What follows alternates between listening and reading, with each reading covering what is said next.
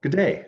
Thank you for joining us. My name is Dana Cooper, and I'm the Executive Director for the Nurse Practitioners Association of Ontario, or NPAO. We're celebrating nurse practitioners in Ontario and the wide-ranging and valuable contributions they make to healthcare every day. By meeting some of the nurse practitioners and getting an introduction of what they do. Today we're talking with Marie Greer-King, and Marie is the Secretary on the NPAO Board of Directors and also the chair of NPAO's Ontario Health Team Community of Practice. Welcome, Marie. Hi, thanks, Dana. Marie, why don't we start off by you telling us a bit about, describing yourself, your years of experience and your current work. Well, I've been a nurse practitioner for 10 years. I've been at my job at Alexandra Marine and General Hospital in Goderich, just a small rural hospital, for 9 years now, where I spend about 1 day a week in the prenatal clinic, 1 to 1.5 days a week in the mental health inpatient unit, providing episodic or chronic healthcare conditions, care for episodic or chronic healthcare conditions, as well as inpatient history and physicals when they come to the floor. And then I also spend 2 days a week in the emergency department in our little rural community hospital. And then that leaves about half to 1 day for miscellaneous. So I also sit on several committees at the hospital: medical advisory committee, the obstetrics committee, ER committee. And also recently I've taken on the role of coordinating COVID vaccinations for inpatients and some of the staff here, just on the side in my spare time. Your spare time. Wow, that's a huge range. That really is a great descriptor of nurse practitioners and the variety of contributions they make to healthcare every day in Ontario.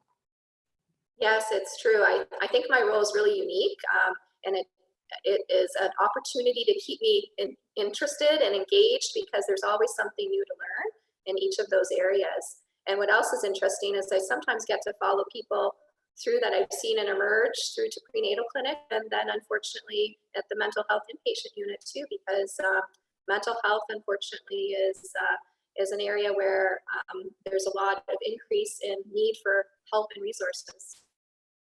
Yeah, absolutely. No shortage of need there. Marie, why don't you tell us a bit about the work of the Ontario Health Team Community of Practice? What do you hope to achieve? And Yeah, so we started the Ontario Health Team Community of Practice about a year ago, maybe just over a year ago. And it came out of some discussions in our area, especially here on in Perth. So we're one of the first Ontario Health Team approved in the area. And so we were just finding that there wasn't much information kind of trickling down to us in terms of what this was all about, what things were going to look like. So we created this community of practice to provide a forum for nurse practitioners working as either employees or those in independent practice within an Ontario Health Team to share their experiences related to any activities or involvement in the Ontario Health Teams. And to discuss, methods that we were using to advocate for more NP involvement at the local leadership and governance tables, and also to share any Ministry of Health documents and other OHT resources, and to provide guidance and suggestions to the NPAO board and staff for specific activities and needs to support NPs involved in OHTs. And also just a chance to network and see, what's going on out there. What are NPs' experiences? What are they finding in real life as they're trying to implement these Ontario Health Teams? And what we found is there's a wide range of involvement from NPs. The nurse practitioner-led clinics tend to have a representative involved right on the governance table, but in areas where you're an employee, like say at a family health team or at a hospital, there may not be the opportunity for an NP to be right at that table. We're supposed to give our feedback to our employer and then they carry that forward.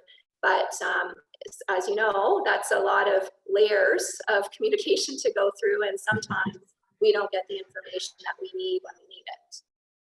yeah.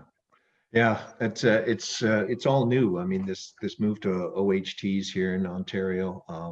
Are there are there any implications for nurse practitioners, clinically speaking, in the way they practice or anything with the move to OHTs? Well, for sure, because I think this is kind of the new overarching leadership structure that eventually will decide where the money's spent, what resources are allocated to where are the human health resources that we need in order to provide care for the patients in our regions. And they want to coordinate this care and have a more patient and family-centered approach, which is a great idea and something that we as nurse practitioners have been advocating for a long time. But it's difficult to know what that's going to look like. So this could potentially have some implications on where NPs practice and what roles they practice in, maybe how they're paid for their involvement for the work that they provide. And so I think it's imperative for NPs to be at the table to discuss these things, because nurse practitioners need to speak for nurse practitioners and to continue to advocate for our patients as we have always done. Yeah. So the answer, what we're trying to achieve here, is to have a nurse practitioner voice in that OHT table. There's still a lot of OHTs in development. I know there's been a number that have been formed formally, but there's still a lot more that are in development in the province. Yes, that's correct. We need to Okay. get the table. Yeah, exactly. NPAO has been advocating with the government of Ontario to enroll patients with nurse practitioners. We see this move to OHT as potentially as an opportunity to advance that effort. Do you have any comments on that initiative? Well, I think it's definitely important because nurse practitioners can provide comprehensive, holistic, and independent care for their patients. So really, there's no need for a roster doctor. I think it adds an extra layer that isn't required. And there's cost implications with that extra layer. So the physicians get a little bonus for the number of patients that they roster. And so why shouldn't that money not be going to the nurse practitioner who's providing the care, or to some of the programs that might help to promote health or get people more involved and active, like maybe exercise programs or things like that. Like there are lots of ways we could spend the money.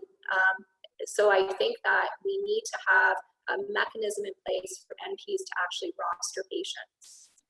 And yeah, I mean, there's never a shortage of talk about the cost of healthcare delivery in any province, Ontario included, and that's certainly one of the great promises we hold out as for nurse practitioners to be able to have a positive impact on those costs of healthcare.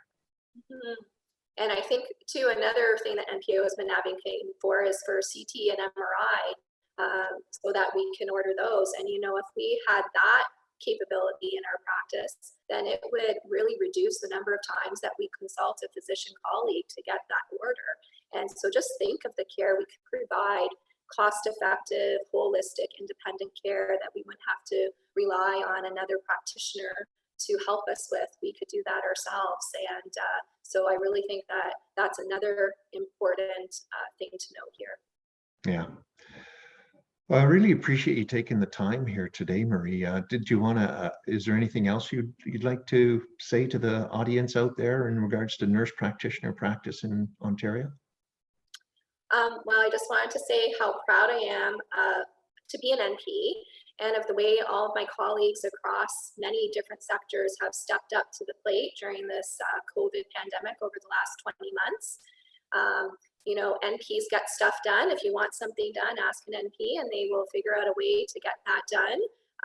So whether it be doing additional, planning for the COVID pandemic, whether it was changing where they worked, being moved around, whether it was doing the same thing they had been doing, but maybe seeing more patients or a different kind of patients or seeing them in a different way virtually, we all stepped up to the plate and met all of those requirements and more.